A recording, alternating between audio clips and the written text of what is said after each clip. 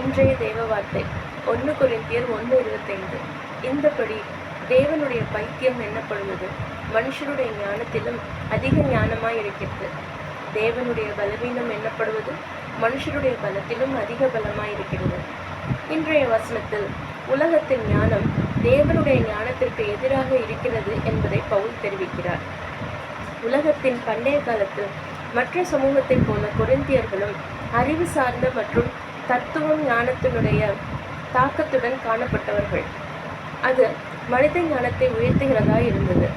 அவர்களுக்கு பவுல் தேவ ஞானமும் உலக ஞானமும் எதிரானது என்பதை நினைவுபடுத்துகிறார். இங்கு தேவன் முட்டாள்தனத்தையோ பலவீனத்தையோ உடையவர் என்று கூறவில்லை. ஆனால் சிலுவையில் அறையப்பட்ட கிறிஸ்து ஏன் அநேகருக்கு முட்டாள்தனமாகவும் பலவீனமாகவும் தெரிகிறது என்பதை தெரிவிக்கிறார். மனிதர்களுடைய பாவங்களுக்கு அபராதமாக ஏன் தேவன் அவருடைய ஒரே குமாரனை தியாகம் செய்ய வேண்டும் என்பது தேவனுடைய கண்ணோக்கு இல்லாதவர்களுக்கு முட்டாள்தனமாகவே தெரியும். இந்த உலகத்தின் பார்வைக்கு தேவன் செய்யும் காரியங்களும் அவரை பின்பற்றுபவர்களை செய்ய சொல்லும் காரியங்களும் முட்டாள்தனமாகவே தான் தெரியும். எடுத்துக்காட்டு, அன்பின் தியாகம், பணிவு, மன்னிப்பு போன்றவைகள் எல்லாம் இந்த மனித பார்வைக்கு பலவீனமாகவும் முட்டாள்தனமாகவும் தான் தெரியும்.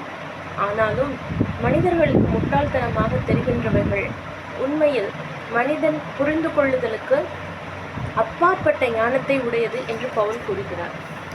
வசனத்தின் கடைசி பகுதியில் தேவனுடைய பலவீனம் எனப்படுவது மனுஷருடைய பலத்திலும் அதிக பலமாய் இருக்கிறது என்று சொல்லப்பட்டிருக்கிறது.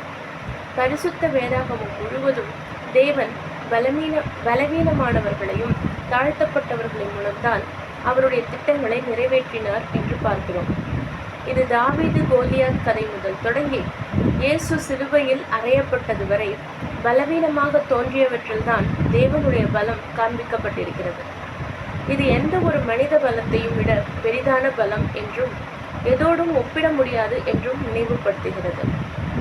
தேவன் சிலுவையில் மிகவும் பலவீனமாகவும் முட்டாளாகவும் தெரிந்தார். ஆனால் அது எல்லையற்ற ஞானமாகவும் மனிதர்களால் செய்யக்கூடாத பலமுமாய் இருக்கிறது. ரட்சிப்பு தேவ ஞானத்தால் சாதித்தது இல்லை. அது தேவனுடைய அன்பு, எதிர்பார்க்காத கல்வாரியின் அன்பை காட்டுகின்றது. இன்றைய வசனம் நம்முடைய வழிகள் தேவனுடைய வழிகள் அல்ல என்றும் எந்த ஒரு மனித ஞானத்தையும் மிஞ்சுகிறதா இருக்கிறது என்று சொல்கிறது. கர்த்தர் உங்களை ஆசீர்வதிப்பாராக.